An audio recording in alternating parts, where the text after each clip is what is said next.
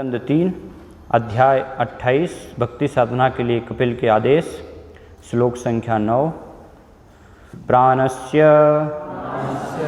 शोधयेत् मार्गं पुरकुंभकरेचकै प्रतिकूलेन वा चित्तं यथा स्थिरं अचलं प्राणस्य शोधयेन्मार्गं पूरकुंभकरैचकै प्रतिकूलेन वा चित्तं यथा स्थिरमचलं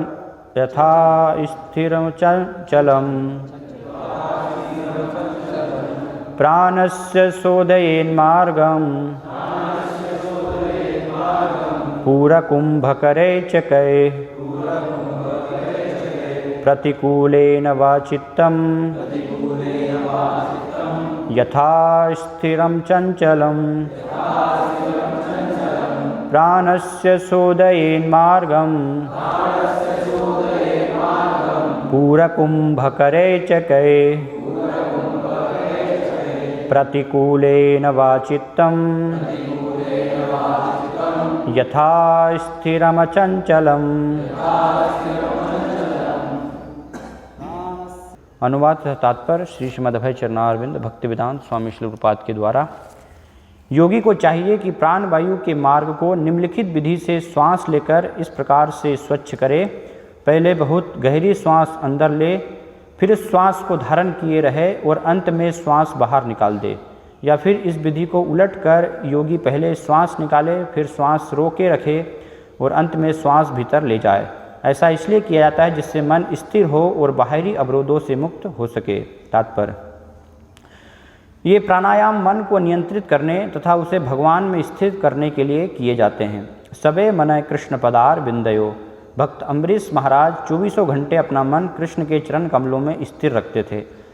कृष्ण भावनामृत की विधि में हरे कृष्ण कीर्तन किया जाता है और शब्द को ध्यानपूर्वक सुना जाता है, जिससे मन कृष्ण के नाम की दिव्य धुनि में स्थिर हो जाता है और यह नाम कृष्ण के व्यक्तित्व से अभिन्न है। प्राण वायु के मार्ग को स्वच्छ करने की संस्तुत विधि द्वारा मन को वश में करने का वास्तविक प्रयोजन तुरंत ही प्राप्त हो जाता है यदि मनुष्य अपने मन को सीधे भगवान के चरण कमलों में स्थिर कर देता है। हठ योग या प्राणायाम की विधि उन लोगों के लिए है जो देहात्म बुद्धि में अत्यधिक तल्लीन रहते हैं, किंतु जो केवल हरे कृष्ण का कीर्तन कर सकता है वह अधिक सुगमता पूर्वक मन को स्थिर कर सकता है। श्वास मार्ग को स्वच्छ करने की 3 भिन्न विधियां बताई गई हैं: पूरक, कुंभक तथा रेचक। श्वास भीतर ले जाना पूरक कहलाता है, उसे भीतर रोके रखना कुंभक है और श्वास को बाहर निकालना रेचक है। इन विधियों को उलट कर भी किया जा सकता है। श्वास निकालने के बाद वायु को कुछ काल तक बाहर रखने के बाद पुनः श्वास को भीतर ले जाया जाए। जिन नाड़ियों के द्वारा श्वास लेने तथा श्वास छोड़ने की क्रियाएं संपन्न की जाती वे ईड़ा तथा पिंगला कहलाती हैं। ईड़ा तथा पिंगला को स्वच्छ करने का चरम उद्देश्य मन को भौतिक सुखोपभोग से मोड़ना है। जैसा कि भगवद गीता में कहा गया है, मन ही मनुष्य का शत्रु है और मित्र है। इसकी स्थिति जीव के साथ भिन्न भिन्न आचरणों के अनुसार बदलती रहती है। यदि हम अपने मन को भौतिक भोगों की ओर मोड़ते हैं तो हमारा मन हमारा शत्रु बन जाता है, किंतु यदि हम अपने मन को कृष्ण के चरण कमलों में केंद्रित करते हैं तो मन हमारा मित्र बन जाता है। चाहे पूरक, कुंभक तथा रेचक की योग पद्धति हो या कृष्ण शब्द, नाम या कृष्ण के स्वरूप पर मन को स्थिर करना हो, इनसे एक ही उद्देश्य की प्राप्ति होती है। भगवद गीता 8:8 में कहा गया है कि मनुष्य को चाहिए कि प्राणायाम करे, अभ्यास योग युक्तेन। इन नियंत्रण विधियों से मन बाहरी विचारों की ओर नहीं जाएगा। चेतसा नान्यगामिना। इस प्रकार वह निरंतर अपने मन को भगवान में स्थिर करके उन्हें प्राप्त कर सकता है। याति इस युग में आसन तथा श्वास नियंत्रण की योग पद्धति का अभ्यास कर सकना मनुष्य के लिए दुष्कर है। अतः भगवान चैतन्य ने संस्तुति की है, कीर्तनीय सदा हरि। मनुष्य को चाहिए कि सदैव सर्वाधिक उपयुक्त कृष्ण के पवित्र नाम का जप करे। कृष्ण नाम तथा परम पुरुष कृष्ण अभिन्न हैं। अतः यदि कोई हरे कृष्ण के सुनने तथा कीर्तन करने में मन को केंद्रित करता है तो समान फल प्राप्त होता है। श्लोक संख्या 10 का भी तात्पर्य पढ़ेंगे क्योंकि इसी प्रकार से संबंधित है। मनोचिरात स्याद्दुजरम जितश्वासस्य योगिनः बाय विघ्नभ्याम यथा लोहम धामात त्यजति वैमलम। जो योगी ऐसे प्राणायाम का अभ्यास करते हैं वे तुरंत समस्त मानसिक उद्वेगों से उसी तरह मुक्त हो जाते हैं जिस प्रकार हवा की फुहार से अग्नि में रखा सोना सारी अशुद्धियों से रहित हो जाता है। तात्पर्य, मन शुद्ध करने की इस विधि की संस्तुति भगवान चैतन्य ने भी की है। उनका कहना है कि मनुष्य को हरे कृष्ण कीर्तन करना चाहिए। वे आगे कहते हैं, परम विजयते, श्री कृष्ण कीर्तन की जय हो। कृष्ण के पवित्र नामों के कीर्तन की जय बोली जाती है, क्योंकि ज्यों ही कोई कीर्तन करना चालू करता है कि जमी हुई मेल से मन शुद्ध हो जाता है। चेतो दर्पण मार्जनम, भगवान कृष्ण के पवित्र नाम के कीर्तन से मनुष्य के मन में एकत्र होने वाला मेल साफ हो जाता है। मनुष्य अपने मन को या तो प्राणायाम के द्वारा या कि कीर्तन विधि से शुद्ध कर सकता है, जिस प्रकार अग्नि में रखकर धोखनी से धोखने पर सोना शुद्ध हो जाता है। ओम अज्ञानतिमिरान्धस्य ज्ञानाञ्जनशलाकया चक्षुरुन्मिलितं तस्मै श्रीगुरुवे नमः। श्रीचैतन्यमनोभीष्टं स्थापितं येन भूतले स्वयं रूपकदा मह्यं ददाति स्वपदान्तिकं। वन्देऽहं श्रीगुरो श्रीयुतः पदकमलं श्रीगुरून् वैष्णवांश्च श्रीरूपं साग्रजातं सहगण रघुनाथान्वितं तं सजीवं साद्वैतं सावधूतं परिजनसहितं कृष्णचैतन्यदेवं श्रीराधा कृष्णपादान् सहगण ललिता श्रीविशाखान्वितांश्च। जय श्री कृष्ण चैतन्य प्रभु नित्यानंद श्री अद्वैत गदाधर श्रीवासादि गौर भक्तवृंद। हरे कृष्णा कृष्ण कृष्ण हरे हरे, हरे राम राम राम हरे हरे। हरे कृष्णा। भगवान कपिल अष्टांग योग विधि के माध्यम से मन को किस प्रकार से नियंत्रित करना है उसके बारे में वर्णन कर रहे हैं कि किस प्रकार से हमारी जो इंद्रियां हैं, इंद्रियों को यम नियम उस माध्यम से इंद्रियों और मन को हम बस में करें। तो क्यों मन को बस में करना है?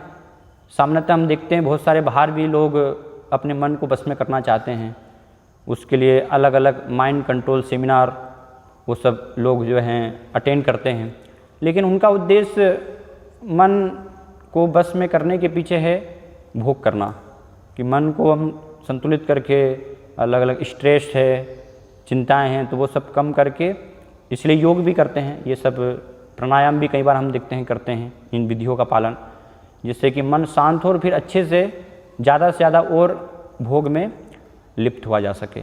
लेकिन यहाँ पर भगवान कपिल बता रहे हैं कि मन को क्यों हमें बस में करना है इन विधियों के माध्यम से, क्योंकि अगर मन भौतिक इंद्रिय भोग की तरफ लगा हुआ है तो वो एक जीव का सबसे बड़ा शत्रु है। भगवान भगवद गीता में इसको वर्णन करते हैं। और जैसे ही हम उसको इंद्रिय भोग से खींच करके अपना मित्र बना लेते हैं, अर्थात भगवान के चरण कमलों में लगा देते हैं, तो क्या हो जाता है, वो हमारा मित्र बन जाता है। इसलिए भगवान भगवद गीता में कहते हैं, जितात्मनः प्रशांतस्य परमात्मा समाहित है। जिसने अपने मन को जीत लिया है तो उसने पहले ही परमात्मा को प्राप्त कर लिया है। तो योग में आगे बढ़ने के लिए, वो चाहे किसी भी प्रकार का योग हो, उसमें सर्वप्रथम हमारी इंद्रियों पर, मन पर नियंत्रण करना बहुत ही आवश्यक है।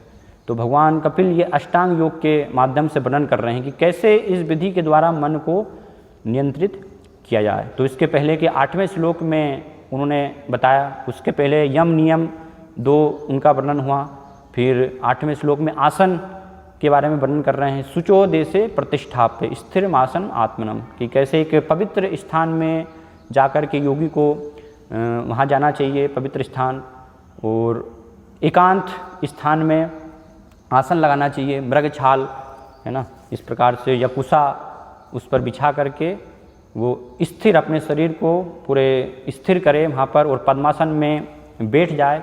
और उसके बाद बैठ करके फिर यहाँ पर इस श्लोक में वर्णन किया जा रहा है कि क्या करना चाहिए, उसको प्राणायाम करना चाहिए बैठ करके। प्राणायाम अर्थात यहाँ पर 3 चीज़ों के बारे में वर्णन किया जा रहा है, कुंभक, रेचक कुंभक और पूरक। ये प्राणायाम की विधि है।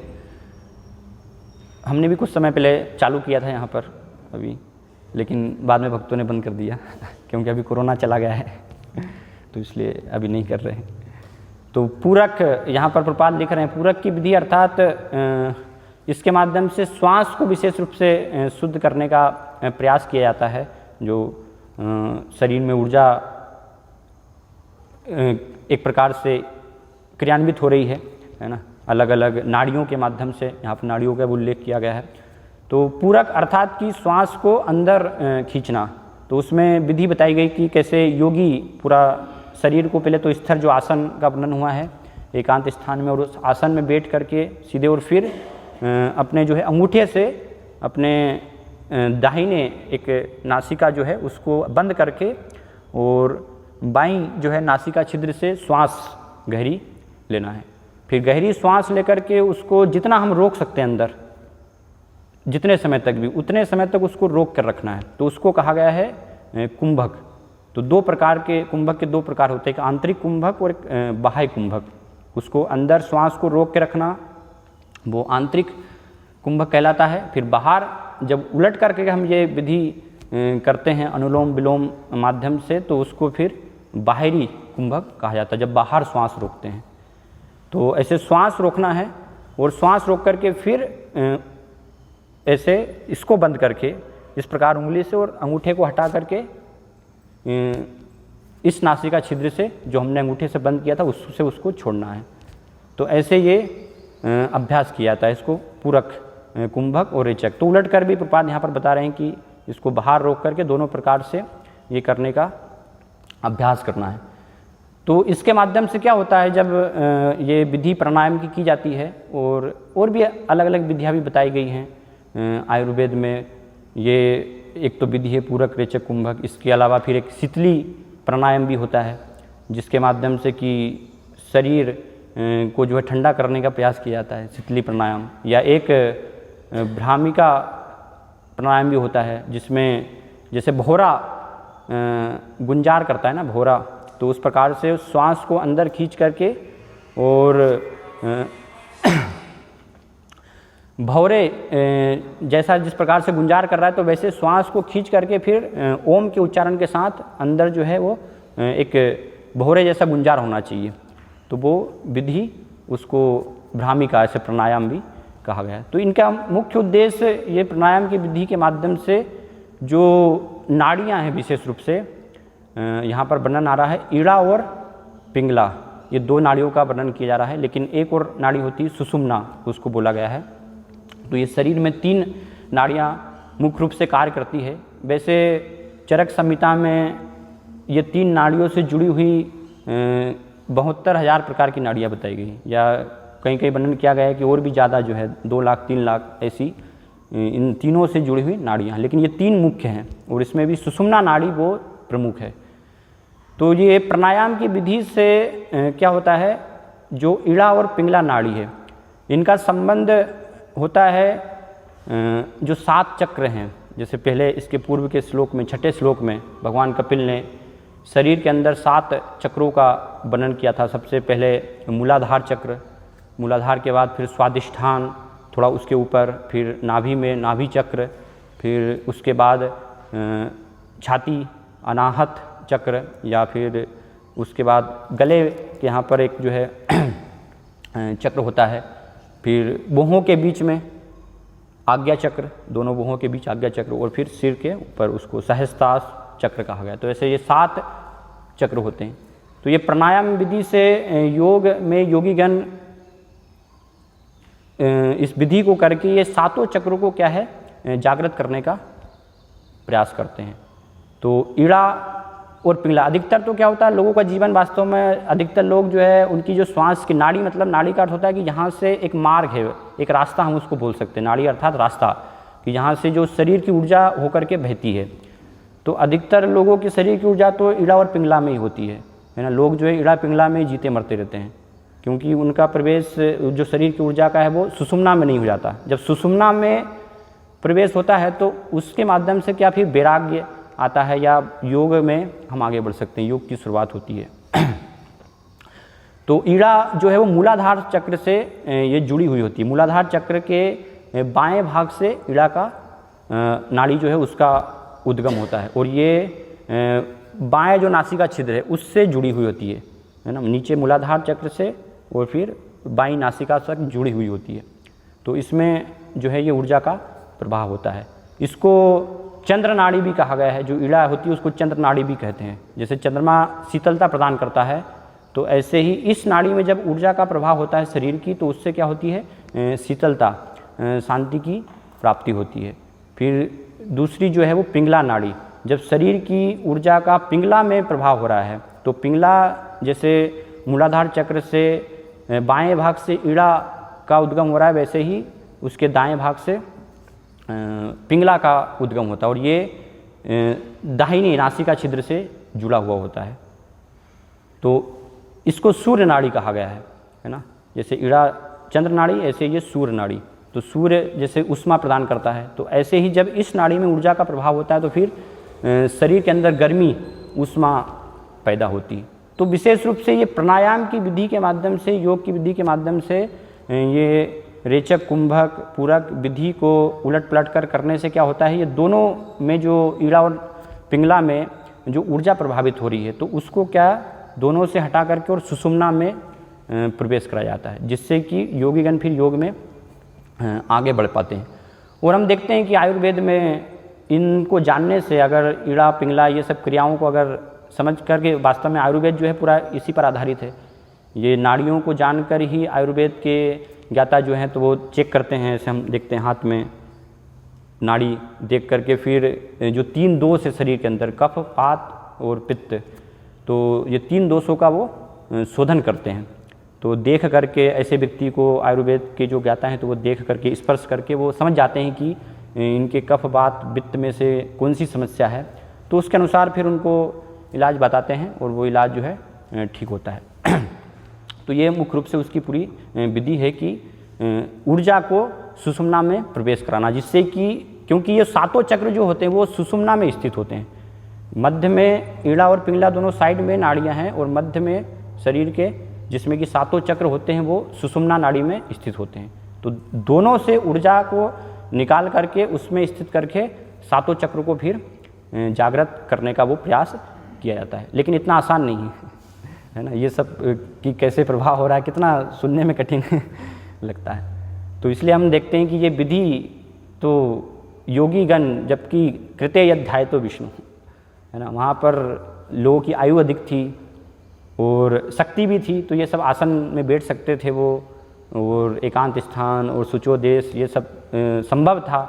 तो उस अवस्था में फिर कई कई हजारों सालों तक वो ये प्राणायाम की विधि का अभ्यास करते थे, और उससे फिर योग की कोई योगी विशेष, कई हजारों में से एक, ये योग की जो पूर्णता है वास्तव में, है ना, बताई गई है, उसमें को प्राप्त कर पाते थे। अधिकतर तो कुछ सिद्धि में, हमने जैसे पहला चर्चा किया, सिद्धि से प्रभावित हो गए, है ना। या वर्तमान में तो जो इस प्रकार से ये प्राणायाम का उद्देश्य है, तो वो क्या है, केवल शरीर को स्वस्थ रखना।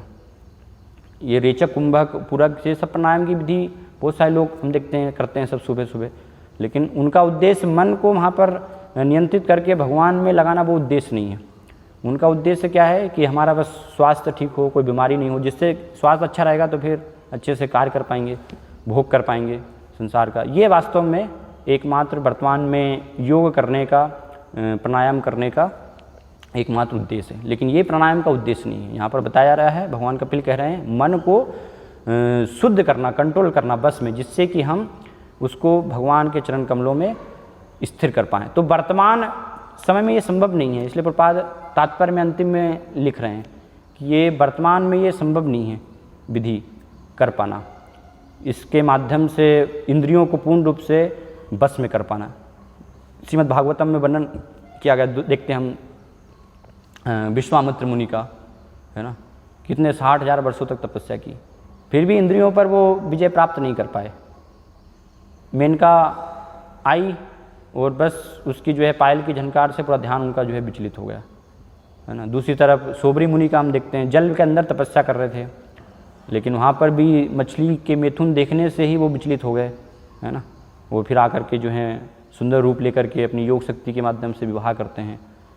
तो कुछ हद तक वो विजय प्राप्त कर लेते हैं योग के माध्यम से, लेकिन मूल जड़ से जो सारी इच्छाएं हैं पूरा बस में हो जाना, वो वास्तव में ये विधि के माध्यम से नहीं होता है ना। दूसरी तरफ हम देखते हैं भगवान के भक्त जो हरे कृष्ण महामंत्र का जप करते हैं, है ना, हरिदास ठाकुर, तो एक वेश्या जो है उनको विचलित करने के लिए आती है, दूसरी बार स्वयं माया देवी आती है, लेकिन उनसे भी विचलित नहीं होते, क्योंकि भगवान के नाम की जो विधि जो है वो पूर्ण रूप से शुद्ध करने वाली है ना, मूल से सारी इच्छाओं को वो खत्म करने वाली है। तो पूर्ण रूप से उसके माध्यम से मन और सारी इंद्रियों पर विजय प्राप्त हो पाता है। इसलिए इस कलयुग के युग में बताया गया है कि ये विधि जो है प्राणायाम और योग, ये विधि सब कृत्य अध्यात्म विष्णु। वर्तमान में ये विधि नहीं है।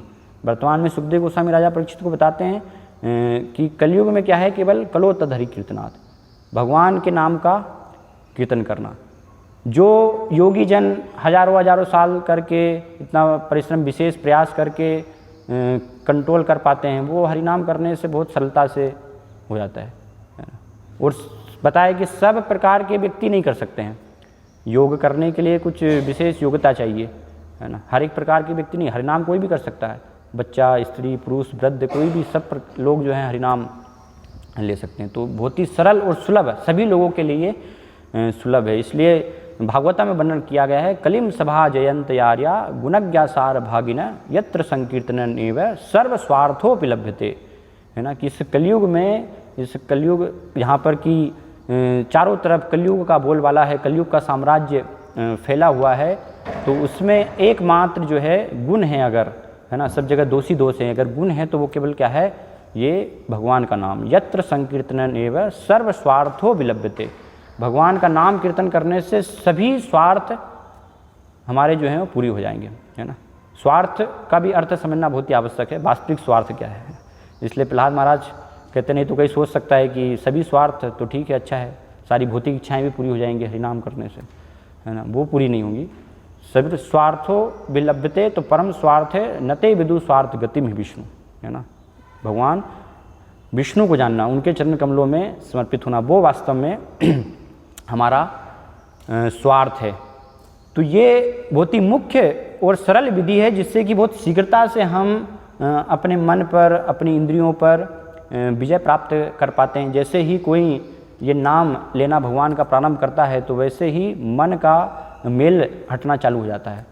इसलिए बताया गया मन त्रायते इति मंत्र, है ना, कि ये मंत्र है वो क्या है, ये मन का त्राण करता है, इसका शुद्धिकरण होता है ना। चेतो दर्पण मार्जनम, हमारे हृदय में जो जन्मों जन्मों से मन के अंदर अलग अलग योनियों में हम सब कर्म करते आ रहे हैं, तो वो सब छाप एक पड़ी हुई है ना, अनर्थ जमे हुए हैं, तो वो सारे अनर्थ इससे हटना चालू हो जाते हैं, बहुत ही तेज़ी से सफाई होना चालू हो जाती है।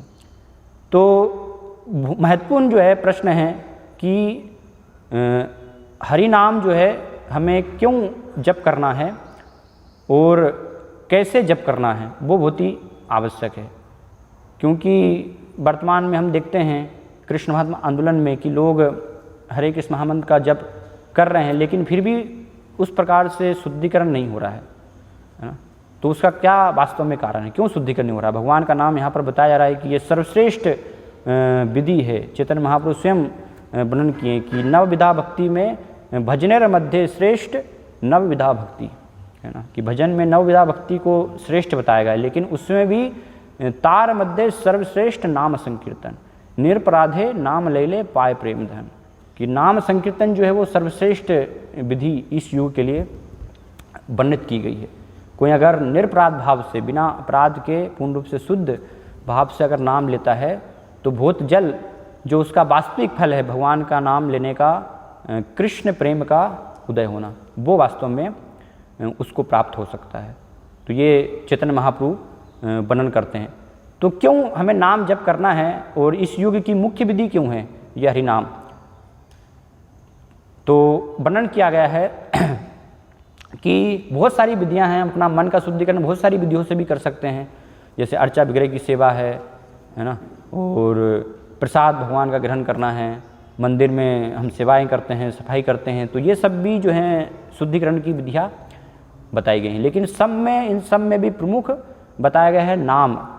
चैतन्य महाप्रभु ने और सभी परंपरा के आचार्यों ने हमें ये नाम पर जो है बहुत ही बल दिया है। तो सारी क्रियाएं हम देखते हैं कृष्ण भावना आंदोलन में हम जो भी कर रहे हैं, अर्चा विग्रह पद्धति है या दूसरी सब प्रकार की पद्धतियों को कर रहे हैं, उनसे भी एक प्रकार का शुद्धिकरण होता है, लेकिन सबसे महत्वपूर्ण है उसमें नाम संकीर्तन, है ना। नाम संकीर्तन जो है मुख्य है, तो सभी जो पद्धतियाँ हैं वो इस नाम संकीर्तन से, भगवान के नाम से जुड़ी हुई है। इसलिए श्रीपाद वर्णन करते हैं, अतः श्री कृष्ण नामादि न विवेद ग्राह्यम इंद्रिय सेवन मुखे ही जीवादो स्वयमेव स्फुरद, है ना, कि जीभा से जो है वो सेवा की शुरुआत होती है जब हम भगवान का नाम अपनी जीभा से लेना प्रारंभ करते हैं।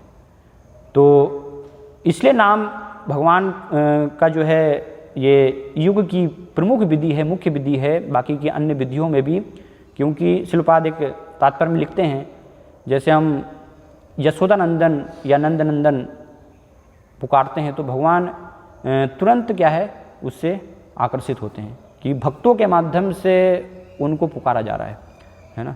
जब यशोदा नंदन बोलते हैं ना, नंद नंदन बोलते हैं, इस प्रकार उनके भक्त के माध्यम से संबोधित करके, तो भगवान बहुत ही प्रसन्न होते हैं। तो हरे कृष्ण महामंत्र विशेष रूप से क्या है, हम हरे अर्थात श्रीमती राधा रानी, तो राधा रानी के माध्यम से भगवान को हम संबोधित कर रहे हैं, है ना। तो जैसे ही हम हरे कृष्ण मतलब हरे बोलते हैं तो भगवान तुरंत फिर अपने आप को राधा रानी से संबोधित करते हैं। वो राधा रानी अपने आप को कृष्ण से संबोधित करती है जब कृष्ण का नाम होता है। तो इसलिए इसको सर्वश्रेष्ठ पद्धति या सर्वश्रेष्ठ प्रार्थना श्रीपाद वर्णन करते हैं, बताया गया है। तो किस प्रकार से हमें जप करना चाहिए वो बहुत ही आवश्यक है ना। विचार हो सकता है कि क्या जप करना है, बहुत सरल है, उसमें क्या है जप करने में, है ना, माला लेनी है और बस हमें बोलना है। लेकिन इतने समय से सारे लोग इस्कॉन में बोल ही रहे हैं, है ना लेकिन फिर भी शुद्धिकरण नहीं हो रहा है। तो अधिकतर अगर आकलन करें, हम देखें तो ज़्यादातर लोग जो है जप करते हैं लेकिन वास्तव में गलत विधि से जप करते हैं। भगवान का नाम पता चल गया है सारे शास्त्रों के जो है कि हाँ संकीर्तन, नाम संकीर्तन मुख्य विधि है, इसलिए नाम लेना है। तो बहुत सारे लोग 32 माला भी करते हैं, 64 माला भी करते हैं, है ना, और ज़्यादा भी करते हैं। प्रपाद ने कम से कम 16 माला का तो दिया ही है, लेकिन सही विधि से जप नहीं करते हैं। तो इसलिए क्या होता है, फिर हम देखते हैं कि कई बार प्रश्न भी होता है कि इतने समय से हम जप कर रहे हैं फिर भी मन कंट्रोल क्यों नहीं हो रहा है, मन हमारा भागता है इधर उधर, और भक्ति में हम आगे क्यों नहीं बढ़ रहे हैं, है ना। तो ठीक से नाम ही नहीं आप ले रहे हैं तो भगवान का सही विधि से, तो फिर कैसे मन आपका बस में आएगा। अगर सही विधि से आप लेंगे तो नाम का प्रभाव जरूर होगा, उससे पूर्ण रूप से आपकी इंद्रियां बस में आएंगी। लेकिन अगर गलत विधि से लेंगे तो फिर उससे लाभ नहीं होगा। गलत विधि से तो बताई है, चैतन्य महाप्रभु ने कहा है, बहु जन्म यदि करे श्रवण कीर्तन तबु न पाए कृष्ण पदे प्रेम धन, कि ऐसे हम गलत मनोभावना से, गलत वृत्ति से, गलत तरीके से अगर जप करते रहते हैं तो उससे फिर कई जन्मों तक भी वास्तव में कृष्ण प्रेम, भगवान के चरण कमलों की प्राप्ति नहीं हो सकती है। तो गलत तरीके से जो लोग हम जप करते हैं और सही तरीका क्या है वो हमें जानने की बहुत आवश्यकता है, क्योंकि नाम पूरा आधार है, ये मुख्य है। सारी जो क्रियाएं हम कर रहे हैं वो किस लिए कर रहे हैं, नाम के प्रति रुचि आए हमारी, है ना। वो हमारा उद्देश्य होना चाहिए कि कैसे हम जो है नाम के प्रति हमारी रुचि विकसित हो। लेकिन गलत विधि से हम करते हैं तो उससे विकसित नहीं हो पाएगी। तो इसलिए पहले हम जानेंगे कि गलत विधि क्या है, फिर उसके बाद वास्तव में सही विधि नाम जप करने की क्या है ना। तो कुछ मैंने लगभग जो है 15 गलत तरीक़ों से जो नाम जप किया जाता है वो विधियाँ निकाली हैं, जिससे कि लाभ हो सकता है। अगर हम ये गलत विधि के माध्यम से अगर जप कर रहे हैं तो उसको सही करने का प्रयास कर सकते हैं, जिससे कि वास्तविक रूप से नाम का फल हमें प्राप्त हो। तो पहला जो कि गलत प्रकार से लोग आज लगभग जो है 90% इस्कॉन में हम देखें तो सब ऐसे जो कहीं ना कहीं ये 15 प्रकार में से और भी अनेक विधियाँ हो सकती हैं, लेकिन ये मुख्य रूप से तो ऐसी कहीं ना कहीं विधियों में लोग जप कर रहे होते हैं। तो पहला जो है वो क्या है, ड्राइविंग जपा है ना। लोग जो है इतने बिजी हैं आधुनिक समाज में कि समय नहीं है जप करने का। तो ऑफिस घर से नहीं जा रहे हैं, एक जगह से दूसरे रास्ते में 1 घंटे का समय है, 1 घंटे में हम ऑफिस पहुंच रहे हैं, ऑफिस से फिर घर आ रहे हैं 1 घंटे में, तो 2 घंटे में बढ़िया माला हो जाती है हमारी, है ना। अलग से माला करने की फिर आवश्यकता नहीं है। तो एक हाथ से तो अपना बढ़िया ड्राइविंग हो रही है और एक हाथ में माला भी चल रही है। तो उसमें कई बार एक्सीडेंट भी हो जाते हैं, फिर एक्सीडेंट होने की भी संभावना होती है। तो ये इस प्रकार से वास्तव में नाम का प्रभाव, भगवान जो नाम भगवान से अभिन्न है वो कभी भी हमारे हृदय में प्रकट नहीं होंगे। अगर हम ड्राइविंग के साथ जपा कर रहे हैं, सारे हमारे कंप्लीट कर रहे हैं, है ना, डेली। और फिर क्या हो जाता है, आदत बन जाती है ना, हर दिन बस इसी प्रकार से। और बोलने के लिए हो जाता है हम 16 माला जप कर रहे हैं, है ना। तो ड्राइविंग जपा पहला। फिर दूसरा जो है जिसमें कि अधिकतर लोग फंसे हुए हैं, मोबाइल फ़ोन जपा, है ना। जब चालू है और बीच में घंटी बजे टन, तुरंत मोबाइल खोल लेंगे, क्या मैसेज आया व्हाट्सएप पे, उसको स्क्रॉल करते रहेंगे जब भी चल रहा है और देख भी रहे हैं। तो ये भी, इससे भी जप का प्रभाव नहीं होगा, है ना, क्योंकि वो नाम अपराध में बताया गया 10 प्रकार के असावधानी पूर्वक जप करना, है ना। सावधानी के साथ भगवान के नाम को हम महत्व नहीं दे रहे हैं। तो मोबाइल फ़ोन के साथ जो है जप करते हैं। फिर तीसरा माताओं के लिए है कुकिंग जपा। एक हाथ से कुकिंग चल रही है और एक हाथ में जप भी चल रहा है, सारी कुकिंग जप करते करते हो जाती है। तो ये भी सही जप की विधि नहीं है वास्तव में। कुकिंग जप के समय सिर्फ जप कार्य होना चाहिए। भगवान का नाम इतना महत्वपूर्ण है, सबसे महत्वपूर्ण है, तो उस समय केवल हमारा पूरा ध्यान सब जगह से हटाकर केवल भगवान के नाम पर ही होना चाहिए, और दूसरी जगह कहीं भी हमारा ध्यान नहीं होना चाहिए, है ना। ऐसा नहीं कि दूसरी चीज़ों को करते हुए हम जप करें। तो कुकिंग जपा तीसरा। फिर बहुत सारे लोग जो शुरुआत करते हैं, या शुरुआत क्या बहुत समय भी हो जाता है, तो ये इस प्रकार से कार्य करते हैं, टीवी देखते हुए जपा कर रहा है ना। जब भी कर रहे हैं साथ में टीवी भी चालू कर ली, न्यूज़पेपर या न्यूज़ क्या आ रहा है उसमें, जो है राजनीति में क्या चल रहा है, तो वो एक प्रकार का जप है। फिर पांचवा जप है भागवतम श्रवण जपा। बहुत सारे भक्त सोचते हैं जप बहुत महत्वपूर्ण है, प्रभुपाद ने और सब आचार्यों ने बोला चेतन महाप्रभु कीर्तनीय सदा हरि, हमेशा हमें जो है कीर्तन करना चाहिए। तो भागवतम में बैठे हैं तो माला चलती रहती है उनकी, अगर सुनना है तो फिर ध्यान से सुनिए, नहीं सुनना है तो बाहर जाके आराम से जप कीजिए अपना। दोनों कार्य एक साथ नहीं हो सकते। सुनना भी चल रहा है, उसमें ठीक से श्रवण भी नहीं कर पाएंगे, वो ठीक से हरिनाम भी नहीं सुन पा रहे, भागवत कथा भी नहीं सुन पा रहे, हरिनाम भी नहीं सुन पा रहे, कुछ भी नहीं हो रहा है। तो ये एक गलत प्रकार है श्रवण जपा। फिर छठवां जो है वो इंटरमिशन जपा। जैसे फिल्म में इंटरमिशन होता है ना बीच में 1 घंटे के बाद, तो ऐसा माला में क्या कई बार इंटरमिशन कर देते हैं हम, है ना। आधी माला हुई, आधी क्या भी, तो फिर उसके बाद उसको बाहर निकाल करके टांग देते हैं अलग, और 3 घंटे के बाद आ रहे हैं, 4 घंटे, कभी कभी तो शाम को आते हैं, हाँ लौट, हाँ इतनी बच गई थी, अब फिर वहीं से चालू करते हैं। तो ये एक प्रकार से जो इंटरमिशन जपा इसको बोला गया है, ये भी गलत प्रकार है वास्तव में, उसका जो है सही प्रकार नहीं है। फिर अगला जो है स्किपिंग जपा, कि स्किपिकर जपा, मतलब बीट्स जो है वो छोड़ देना ना। मंत्र में हम एक बार उच्चारण कर रहे हैं, एक मंत्र में 2-3 बार आगे बीट्स बढ़ जाती हैं, तो इसलिए 1 घंटे में पूरी माला ख़त्म हो गई। तो ये जपा जो है सही विधि नहीं, बीट्स को छोड़ना। फिर इसी प्रकार से अगला जो है स्किपिंग मंत्रा जपा, जैसे बीट्स छोड़ते हैं तो वैसे मंत्र छोड़ देते हैं बीच बीच में, है ना। मंत्र छोड़ करके जप करना, हरे हरे राम राम हरे हरे, बस और हो गई माला। तो मंत्र छोड़ना।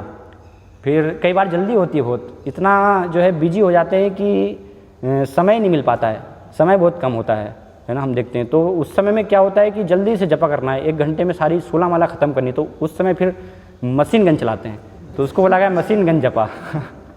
क्या बोल रहे हैं उनको ही नहीं समझ में आता, बस सी आवाज़ ऐसी आती रहती है, बस शब्द तो सुनाई नहीं देते हैं। 1 घंटे के अंदर सारा जो है ख़त्म करना है, तो ये मशीन गन बुरी चला दी उन्होंने। फिर उसके बाद अगला जो है स्लीपिंग जपा, जो तो अधिकतर होता ही है, आधे हम सो रहे हैं ऐसे, फिर उठ जाते हैं, फिर सो। तो स्लीपिंग जपा इसको जो है बोला गया है ना। आधा जागना, आधा निंद्रित होना, इसमें सारी मालाएं होती हैं। फिर अगला उसके बाद एक प्रकार है मेकिंग लिस्ट जपा, कि जप के समय सारी लिस्ट बनाते हैं हम अलग अलग। तो माला कर रहे हैं, फिर ध्यान आया कि हाँ कुछ जो है लिस्ट बनाना है, कुछ भी, तो वो लिखेंगे। फिर किराना की लिस्ट बनाना है, ये लिस्ट बनाना, आज क्या क्या लाना है हमें, हाँ, तो फिर याद आया हाँ सब्जी लानी है आज, ये लाना है। तो लिस्ट जो है माला करते करते लिस्ट बनती जाती है बीच बीच में, है ना, पॉइंट याद आता जाता है वहाँ पर। तो भगवान का मंत्र पे ध्यान लगाना, वो तो ध्यान ही नहीं, ध्यान तो पूरा लिस्ट में चल रहा है। तो इसलिए लिस्ट, मेकिंग लिस्ट जपा।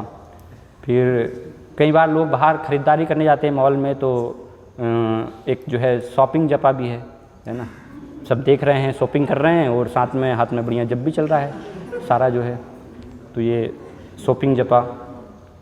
फिर अगला जो एक प्रकार है प्रजल्प जपा, है ना, 2-3 भक्त साथ में मिल गए, जप साथ में चल रहा है और प्रजल्प कर रहे हैं बीच बीच में। तो प्रजल्प होता रहता है, प्रजल्प जप है। या अगला एक प्रकार न्यूज़पेपर जपा, कि माला करने के साथ न्यूज़पेपर हम पढ़ रहे हैं, है ना, सारी न्यूज़ में क्या क्या खबरें हैं वो सब देख रहे हैं। तो ऐसे ये सब जो है प्रकार है। और इसके अलावा बहुत सारे ऐसे जो है प्रकार है ना, अलग अलग जो गलत तरीके से लोग जप करते हैं, लेकिन ये कुछ मुख्य जो है ऐसे जो ध्यान में आए वो मैंने निकालने का प्रयास किया। तो अधिकतर अगर हम देखें, हम अपना आकलन करें, स्वयं को अगर झाँक करके देखें, तो हम देख सकते हैं कि हम इनमें से जो है कौन से प्रकार के जप कर रहे हैं। हमारा जो सारा जप हो रहा है 16 माला वो तो किस प्रकार से हो रहा है। और फिर हम कहते हैं कि मन कंट्रोल नहीं हो रहा है ना, प्रभु जी हम जप कर रहे हैं, माइंड हमारा कंट्रोल में नहीं आ रहा है, भक्ति में आगे प्रगति नहीं हो रही है, तो कैसे प्रगति होगी, है ना, आप सही रूप से जो है जप ही नहीं कर रहे हैं। तो इसलिए ये गलत विधि को छोड़ करके हमें समझने की आवश्यकता है पहले तो कि नाम कितना महत्वपूर्ण है। क्योंकि इसका कारण क्या है, ये असावधानी पूर्वक हम क्यों करते हैं, क्योंकि हम समझ नहीं रहे हैं कि नाम कितना महत्वपूर्ण है, वास्तव में नाम है क्या। तो ये किस कारण से होता है, उसके लिए भक्तिविनोद ठाकुर हरिनाम चिंतामणि में बताते हैं कि भगवान का नाम तो क्या है, एक प्रकार से सूर्य के समान है ना, कृष्ण प्रेम को, प्रकाश को देने वाला है। लेकिन क्या होता है, कई बार सूर्य को बादल या कोहरा उससे ढक जाता है ना। वास्तव में सूर्य नहीं ढकता है कोहरे या बादल से, वो हमारी दृष्टि ढक जाती है, तो हम नहीं देख पाते हैं। हमें ऐसा लगता है कि सूर्य को बादल ने और कोहरे ने ढक दिया है, तो ये हमारे अंदर अनर्थ होते हैं।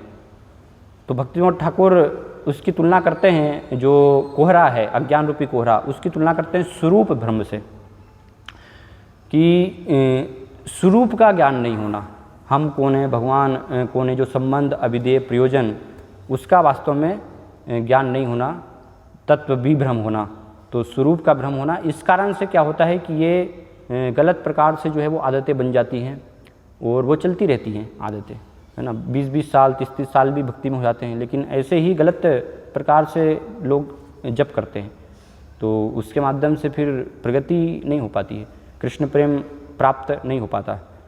तो स्वरूप भ्रम, स्वरूप का हमें जो है ज्ञान होने की आवश्यकता है। ये स्पष्ट होना चाहिए पूरा कि हम भगवान के जो हैं सेवक हैं, है ना, भगवान कौन है, पूरा जो संबंध ज्ञान है, अभिधेय है, विधि, प्रयोजन, वो सब कुछ हमें स्पष्ट होना चाहिए। फिर बादल रूपी जो है उसकी तुलना कर रहे हैं कि सूर्य बादल से ढक जाता है, तो उसकी तुलना करते हैं असत तृष्णा से। असत तृष्णा हृदय दौर्बल्यम और अपराध से तुलना की गई, 3 चीज़ों से। तो असत तृष्णा भौतिक जगत में जो है आसक्ति हम बनाए रखते हैं, है ना, छोड़ते नहीं हैं, श्रवण करने के बाद भी हमारी जो है इच्छाएं, तृष्णाएं सब बनी रहती हैं। तो उस कारण से भी भगवान का नाम जानने के प्रति सही विधि क्या है या कैसे लेना है, बस हम ख़त्म करना चाहते हैं, है ना, किसी भी प्रकार से एक नाम मात्र के लिए। तो वो होता है हृदय की दुर्बलता के कारण, है ना, आलस्य के कारण, पूरा गंभीरता से ग्रहण नहीं करना, चीज़ों को, सिद्धांतों को नहीं समझना, और अपराध करते हैं सामान्यतः लोग। तो जो 3 अवस्थाएं बताई गई नाम जप की, नामापराध, नामाभास और शुद्ध नाम, तो उसमें अधिकतर तो नाम अपराध ही करते रहते हैं, है ना, जो 10 प्रकार के नाम अपराध बताए गए हैं। और उसमें अलग अलग भी है, 10 तो नाम अपराध है नाम के प्रति, फिर सेवा अपराध भी होते हैं कई बार, या साधु अपराध भी होते हैं ना, 10 प्रकार के सेवा अपराध, धाम अपराध, साधुओं के प्रति अपराध बताए गए हैं। तो वो सब कहीं ना कहीं कोई ना कोई अपराध के कारण भी वास्तव में ये सही नाम के प्रति हमारी रुचि जागृत नहीं हो पाती, किस प्रकार से हमें नाम करना चाहिए। तो ये दोनों को जो है हटाने की आवश्यकता है। जब तक ये स्थिति हमारी स्पष्ट नहीं होगी, कोहरा अज्ञान रूपी और बादल से जब तक सूर्य ढका हुआ है तब तक वो प्रकाश हम तक नहीं पहुंच पाएगा, तो उसको हटाने की आवश्यकता, तभी वास्तव में हरिनाम जो है वास्तविक उसका जो प्रभाव है वो उदय होगा।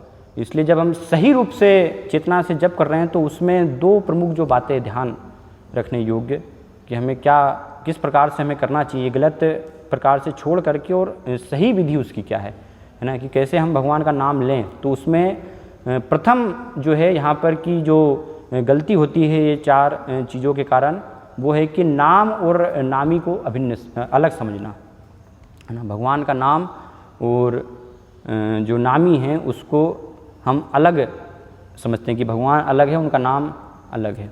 इसलिए श्रील प्रभुपाद पद्म पुराण से एक श्लोक उल्लेख करते हैं, तो वो श्लोक सबको वास्तव में स्मरण होना चाहिए हमें, ये कि नाम का वास्तव में महत्व क्या है, नाम की महिमा क्या है। तो पद्म पुराण से श्रील प्रभुपाद बताते हैं, नाम चिंतामणि कृष्ण चैतन्य रस विग्रह पूर्ण शुद्धो नित्य मुक्तो अभिन्नत्वा नाम नामिना, कि ये नाम की जो है यहाँ पर महत्व बताया गया है कि भगवान का नाम क्या है,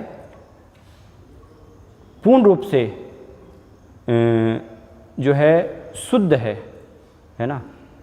पहली लाइन क्या है, सबसे पहले नाम चिंतामणि, है ना। भगवान का नाम जो है चिंतामणि के समान है, वर्णन किया गया है। चिंतामणि जैसे लोहे को स्पर्श करने से वो सोने में परिवर्तित कर देती है, या जिससे सारी इच्छाएं पूरी हो जाती हैं, है ना। सारी इच्छाएं मतलब भौतिक इच्छाएं नहीं, यहाँ पर आध्यात्मिक इच्छाओं की बात हो रही है, भगवान की सेवा के लिए जो इच्छाएं हैं। तो भगवान का नाम लेने से नाम चिंतामणि के समान है ना, सारी इच्छाओं को पूर्ण करने वाला है। नाम चिंतामणि कृष्ण चैतन्य रस विग्रह, और ये चैतन्य है, चैतन्य का अर्थ है जीवित होता है, तो जीवित है, मृत नहीं है। भगवान का नाम जो है वो मृत नहीं है ना। इसलिए हम और कोई नाम लेंगे, दूसरे नाम हम लेंगे तो वो उससे हमें जो आनंद आना चाहिए, एक रस की प्राप्ति होनी चाहिए, वो नहीं होगा, क्योंकि बस बाकी के सब जो है मृत है। लेकिन भगवान का नाम चैतन्य है, जीवित है, तो अगर सही विधि से उसको लिया जाता है तो और ज़्यादा जो है वास्तव में लेने की नाम इच्छा होती है। तो चैतन्य रस विग्रह, और साक्षात जो है रस का समुद्र है ना, आनंद का स्रोत है, तो वो इसके माध्यम से हमें प्राप्त होता है। फिर पूर्ण शुद्धो, पूर्ण रूप से शुद्ध है, तो इसलिए किसी भी अवस्था में, किसी भी स्थिति में जो है भगवान का नाम हर स्थान पर लिया जा सकता है ना। कोई ऐसा कोई नियम नहीं है। पूर्ण शुद्धो नित्य मुक्तो, देश काल परिस्थिति से मुक्त है ये, है ना। ऐसा नहीं कि कोई पाबंदी है कि इसमें इस अवस्था में ले सकते हैं, इस अवस्था में नहीं ले सकते, किसी भी अवस्था में। चैतन्य महाप्रभु कहते हैं, खाइते सूते यथा तथा नाम लय, देश काल नियम ना ही प्रेम फल होय, कि हर अवस्था में हम ना खाते सूते चलते फिरते हर स्थिति में हम जो है भगवान का नाम ले सकते हैं ना। या शिक्षाष्टकम के द्वितीय श्लोक में भी वर्णन करते हैं चैतन्य महाप्रभु, नाम नामकारी बहुधा निज सर्वशक्ति तत्रात् पिता नियमित स्मरणे निकाला है ना, कि इसको स्मरण करने में देश काल का कोई भी नियम नहीं है। तो इसलिए बताया नित्य मुक्तो, पूर्ण रूप से देश काल परिस्थिति से भगवान का नाम नित्य रूप से मुक्त है। और अभिन्नत्वा नाम नामिनो, भगवान का नाम और स्वयं भगवान जो है वो अभिन्न है एक दूसरे से, किसी भी प्रकार से कोई भी उसमें अंतर नहीं। तो जब हम जप कर रहे हैं तो ये ध्यान रखना बहुत ही आवश्यक होता है कि भगवान का नाम और भगवान जो है वो स्वयं अभिन्न है, तो कितनी सावधानी के साथ फिर मुझे नाम लेने की आवश्यकता है ना। वो दूसरी बात जो प्रमुख है वो ये सावधानी रखने की आवश्यकता है कि भगवान जो है जब हम नाम ले रहे हैं तो भगवान सुन रहे हैं, भगवान उसको सुनते हैं। जब हम हरे कृष्ण महामंत्र का उच्चारण करते हैं भगवान सुनते हैं, उसको भगवान सुन रहे हैं। तो ये जब ध्यान रखेंगे वहाँ पर कि भगवान उसको ये नाम को सुन रहे हैं, तो हम सावधान रह पाएंगे कि कितना जागृत अवस्था में सावधानी के साथ मुझे नाम लेने की आवश्यकता है, क्योंकि भगवान सुन रहे हैं उसको, है ना। अगर सावधानी नहीं है, हम सारे अपने दूसरे भी भगवान ने हमको भगवान को हमने आमंत्रित किया है ना, उनका हम नाम ले रहे हैं, बुला रहे हैं। जैसे श्रीपाद कहते हैं कि जब नाम लेते हैं तो भगवान का नाम जो एक भक्त की जीवा पर है ना नृत्य करता, भगवान उस पर नृत्य करते हैं, तो भगवान आए हैं और हम कोई भी महत्व नहीं दे रहे हैं, है ना। हम हमारे जो है सब अलग अलग कार्यों में लगे हुए हैं, तो भगवान क्या विचार करेंगे ना, ये गंभीर नहीं है। इस प्रकार से कोई व्यक्ति, विशेष व्यक्ति कोई आ रहा है और कोई हम उसको महत्व नहीं दे रहे हैं, सारे हमारे कार्यों में लगे हुए हैं, तो उसका कोई अर्थ नहीं है। तो इसलिए ये नाम भगवान खुद जो है जब भक्त लेता है तो वो श्रवण करते हैं, भगवान उसको खुद एक एक शब्द को सुनते हैं, क्योंकि भगवान को अपना नाम प्रिय है। तो जब उनको को इस प्रकार से सबसे प्रिय जो कृष्ण बताया गया है, सभी नामों में ये सबसे सर्वश्रेष्ठ नाम है भगवान का, तो भगवान उससे बहुत ही प्रसन्न होते हैं, है ना। और भगवान श्रवण करते हैं भक्त की, किस प्रकार से भक्त जो है श्रद्धा के साथ मेरा नाम लेने का प्रयास कर रहा है। तो इसलिए ये विचार ध्यान में रखते हुए और ये जो अनर्थ हैं, बादल रूपी जो तुलना की गई है भक्तिविनोद ठाकुर ने और कोहरे से, उनको जब हम समझ करके सही चेतना में वास्तव में जब नाम जप करेंगे तो शीघ्रता से फिर क्या होगा, हमारा मन, इंद्रियों पर संयम, है ना, ये तो बहुत छोटी बात है।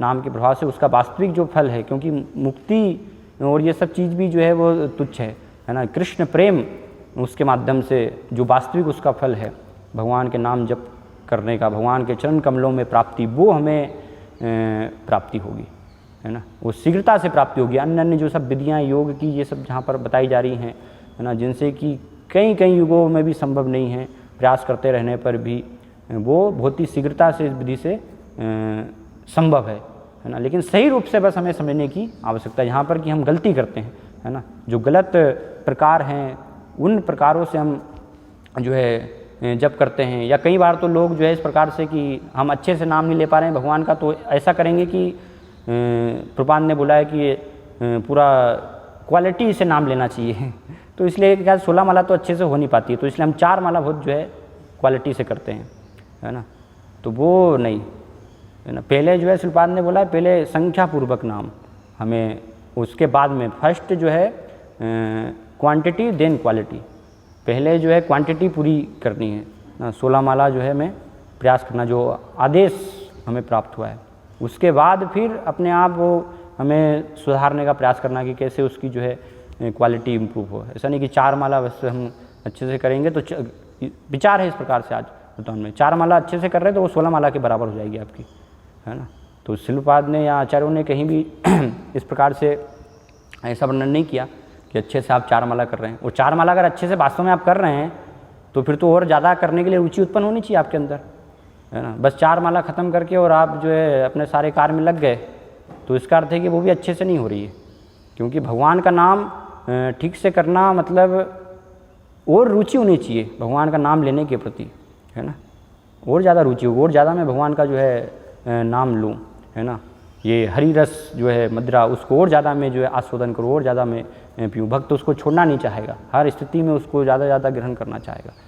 तो ये गलत जो है विचार है, वास्तव में सही विचार इस प्रकार से नहीं है। पहले हमें जो आचार्यों के द्वारा दी गई निमित्त संख्या है उसको प्रतिदिन, और कैसे करना है, रूप गोस्वामी भक्तिरसामृत सिंधु में वर्णन करते हैं, आदरात अनुदिनम, कि आदर के साथ, है ना। तो आदर के साथ कब होगा, जब हम ये समझेंगे कि भगवान का नाम भगवान से अभिन्न है, भगवान उसको श्रवण कर रहे हैं, तब क्या होगा, वो नाम के प्रति हमारा आदर होगा। कि नाम बस ऐसे कोई शब्द नहीं है, ये स्वयं भगवान है, नाम जो है वो स्वयं भगवान है।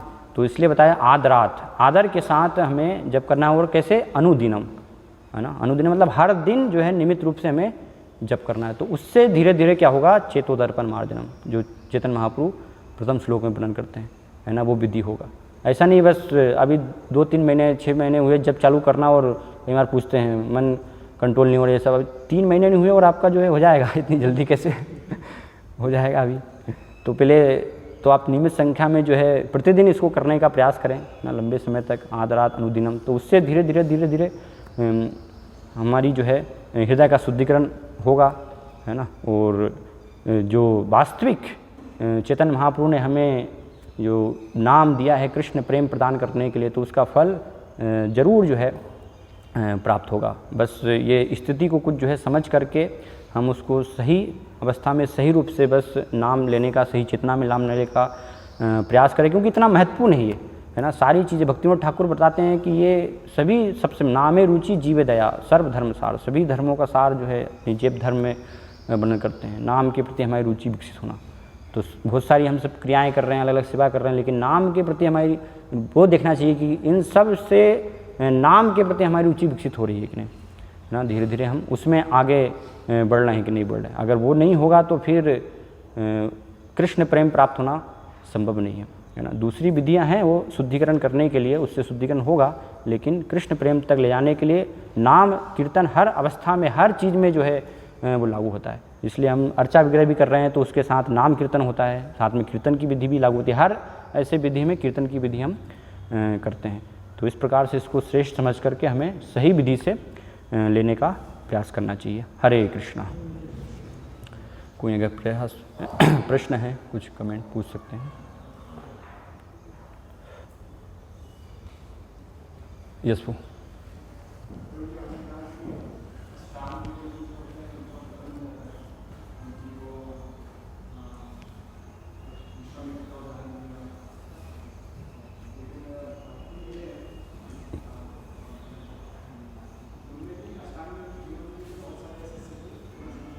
हाँ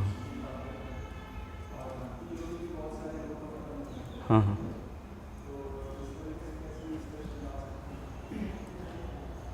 तो प्रश्न है कि बहुत सारे जो योगी हैं उनका पतन होता है, और हम देखते हैं कि भक्ति योग में भी पतन होता है। तो दोनों को जो है कैसे समझ सकते हैं। तो हाँ, ऐसे योगी भी हैं जिनका पतन नहीं होता है, तो वो हो सकते हैं। यस, कुछ योगी हैं कि जो पतन नहीं होता, और लेकिन वो कितने हैं? भगवान वर्णन करता है, भगवद गीता में बताते हैं, मनुष्य नाम सहस्त्रेषु, है ना। सहस्त्रों में से कोई एक जो है प्रयास करता है, तब ऐसे सिद्धि से भी मोहित नहीं हो और वो वास्तव में परमात्मा को जानना, वो स्थिति को प्राप्त कर पाता है ना। लेकिन वहाँ पर भी भगवान को जानने की स्थिति उनको प्राप्त नहीं होती है। लेकिन दूसरी तरफ भक्त जो है, भक्त का जो पतन होता है तो वास्तव में उस प्रकार से पतन नहीं होता। जैसे योग की अवस्था से बताया गया, आपने योग कर रहे हैं, तपस्या कर रहे हैं, ध्यान कर रहे हैं, कुछ भी कर रहे हैं, वहाँ से अगर आपका पतन हो जाता है उस स्थिति में, तो वो क्रिया का आपको लाभ नहीं मिलता ना। उसका लाभ क्या है आपको? वो सारा प्रयास आपका, जब तक उसमें सिद्धि प्राप्त नहीं हुई है, सारा प्रयास व्यर्थ गया आपका। लेकिन भक्ति योग की प्रक्रिया में ऐसा नहीं है। जो भी आप जितनी भी भक्ति कर रहे हैं, तो आपका अगर इस अवस्था में, भागवतम में जैसे नारद जी वर्णन करते हैं, पतत्त तो यदि, उस श्लोक में पतन हो भी गया तो भी उसमें कोई हानि नहीं है, क्योंकि दोबारा से आपकी भक्ति की शुरुआत होती है। भक्ति कभी भी नष्ट नहीं होती है, तो वो दोबारा से आपको अवसर प्राप्त होगा और दोबारा से आपकी शुरुआत होगी भक्ति की। उतना जो है भक्ति आपने जितनी भी की है वो सुरक्षित है, तो इसलिए उसमें वो उस प्रकार से पतन नहीं है जिस प्रकार से योगी ज्ञानी तपस्वियों का हो रहा है। भक्त का वैसा पतन नहीं होता है। केवल ये भक्ति योगी के लिए है कि जितनी उसने प्रगति की है उसे मिलेगी कि बहुनाम जन्मनाम अंते ज्ञानवान माम प्रपद्यते, बहुत जन्मों के बाद ज्ञानवान मुझे प्राप्त करता है। तो उससे प्रतीत होता है कि ज्ञानी भी कई जन्मों में उसकी प्रगति होगी, तभी संभव होगी वो क्यूमुलेट होकर के वो भगवान को समझेगा। फिर जब अर्जुन पूछते हैं छठे अध्याय में कि अयति श्रद्धेय योगाचरितमानसः, जिसका योगी का चरित्र आता है, तो भगवान उसमें से बताते हैं कि प्राप्त पुण्यकृताम लोकाम शुद्ध शाश्वत समान। तो दूसरे श्लोक में बताते हैं अथवा योगी नाम। तो इसको देख करके लगता है कि सभी योगी जो हैं, तो ऐसा तो प्रतीत नहीं होता कि अगर उन्होंने इस जीवन में सिद्धि हासिल नहीं की तो अगले जीवन में उनको कुछ और, उनका जो भी प्रगति हुई उसका कोई लाभ नहीं होगा। हाँ, मतलब उसमें उनको भी इस प्रकार से लाभ मिलता है, लेकिन जो विधि की जैसे वर्णन हो रहा है, मैं जहाँ तक समझाऊँ कि जो विधि, जैसे योग में जो विधि है, तो विधि में तो एक प्रकार से उनको लगना ही होगा ना, कि दोबारा से जन्म में फिर यम नियम सारी जो सब विधियाँ हैं, तो वो दोबारा से प्राथमिक स्तर से फिर उनको जो है इस प्रकार से प्रयास उनको करना पड़ रहा है। लेकिन भक्ति जितनी जो है कि एक भक्त ने की है, तो उसका, उससे जो जितना उसका शुद्धिकरण हुआ है एक प्रकार से, तो वो तो दोबारा से फिर उसकी चेतना बनी रहती है भक्ति की। भगवान उसको स्मरण दिलाते हैं, तो वहाँ से कुछ शुरुआत होती है। ऐसा वर्णन किया इसमें। हाँ, लेकिन वो जो भी उन्होंने किया उसका लाभ हुआ, तभी तो उनको याद रियते चित्त, तो तुरंत उससे आकर्षित होता है उससे। फिर उसने इस जीवन में किया तो उसको तो पहले तो बहुत, उसको कोई आकर्षण भी नहीं था, तब तो शिशु हुआ। लेकिन फिर अगले जन्म में होता है पूर्वदैहिकम अभ्यास तेरे, उस अभ्यास से वो तुरंत उसका मन जो है इस तरफ खिंचता है। तो ज़्यादा मेरी समझ है ऐसा तो नहीं है, सभी योग पद्धतियों में प्रगति रहती है, पर किंतु अंतर ये है कि भक्ति योग जो है वो तो अत्यंत प्रबल विधि है। तो और उसमें भगवत साक्षात्कार हो पाता है, जो कि अन्य विधियों में तो संभव नहीं है। और जो पतन की बात है, तो यस, एक भक्त का पतन, अंतर ये है कि अंततः एक भक्त का पतन होने पर भी, क्योंकि भक्ति जो मार्ग है उसमें भगवान के चरण में हम शरण लेते हैं, इसलिए भक्त का पतन हो गया पर भगवान उसको नहीं छोड़ेंगे, तो इसलिए वो पर्सनल केयर में है भगवान। लेकिन जो अन्य योगी हैं उनका मैकेनिकल प्रोसेस है, वहाँ पर भगवान के साथ संबंध नहीं है, इसलिए वहाँ तो केवल एक मैकेनिक्स है, उसके अनुसार, नियम के अनुसार तुम जहाँ गिरे जब उतरोगे उतना ही होगा। लेकिन एक भक्त के इसमें ये मैकेनिकल प्रोसेस नहीं है, ये डायरेक्टली भगवान के साथ हम शरण जो ले रहे हैं, तो इसलिए भगवान हमारे ऊपर ध्यान रखते हैं कि इसको कहाँ क्या करना है, इसलिए उसकी स्थिति हमेशा से बहुत अलग है। इसलिए एक दृष्टि से उसको नहीं कहेंगे कि इसका पतन हो गया, क्योंकि वो भगवान के चित्त में वो है, तो इसलिए उनकी कृपा से वो आसानी से। और दूसरा भाग वर्णन है कि एक भक्त जिसका पतन होता है, तो वो जो उसने रस आस्वादन किया है भगवान की सेवा, वो उसे खींच लेता है। तो वो जो उच्चतम रस है, वो अन्य योग विधियों में वो रस नहीं है, तो इसलिए इस दृष्टि से भी वो जो पतन है वो अलग है, ऐसा पतन नहीं है ऐसे। यस।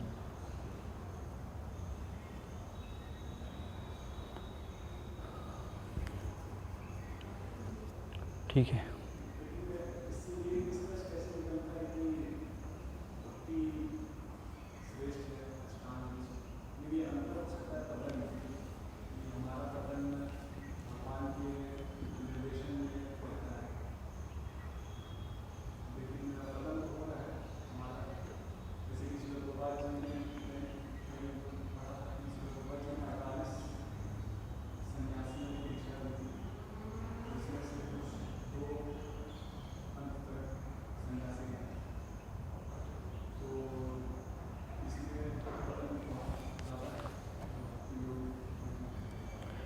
तो प्रश्न है कि श्रेष्ठ कैसे है, भक्ति योग की जो विधि है वो इस प्रकार से श्रेष्ठ कैसे है। तो जैसे प्रभु जी ने बताया कि श्रेष्ठ चीज़ को देने वाली है ना। जो योगी जन होते हैं उनका लक्ष्य अगर हम देखेंगे तो क्या है, लक्ष्य के माध्यम से ज्ञानी जन जैसे भगवान के उसमें निराकार होना, या योगी जन परमात्मा तक पहुंच पाते हैं, लेकिन भगवान को पूर्ण रूप से समझना वो केवल भक्ति योग से ही संभव हो पाता है। भक्त्या माम अभिजानाति। तो इसलिए बाकी की सब जो विधि कर्म में है, ज्ञान है, योग है, भगवान भगवता में जो वर्णन करते हैं, तो वो सब विधि से इसको श्रेष्ठ बताया, क्योंकि भगवान स्वयं साक्षात भक्ति योग से भक्त के बस में हो जाते हैं, है ना। भगवान जो है वो भक्त की सेवा करना चाहते हैं, इतनी जो कि अजीत हैं, भागवत में बताया है। लेकिन भक्ति योग से एक भक्त उनको भी विजय प्राप्त कर लेता है, उनको भी जीत लेता है। वो योग के माध्यम से या ये विधि से हम देखते हैं वो अवस्था को प्राप्त नहीं कर पाते हैं, तो इसलिए भक्ति योग को श्रेष्ठ बताया गया है बाकी सब विधियों में। और पतन का तो है, तो बताइए है कि पतन तो वास्तविक रूप से वो ऐसा लगता है कि पतन है, लेकिन उस प्रकार से पतन नहीं है भक्त का वहाँ पर, क्योंकि भगवान के संरक्षण में है हमेशा। जो है वो भगवान पर्सनल जो है उनको केयर कर रहे हैं, संरक्षण प्रदान कर रहे हैं। और वो बताया ना कि जो भगवान के भक्त हैं वो जो रस उन्होंने हाँ, रस, यस, उनको खींचता है, डिफरेंस है ना, वहाँ पर वो है नहीं वो रस। यस।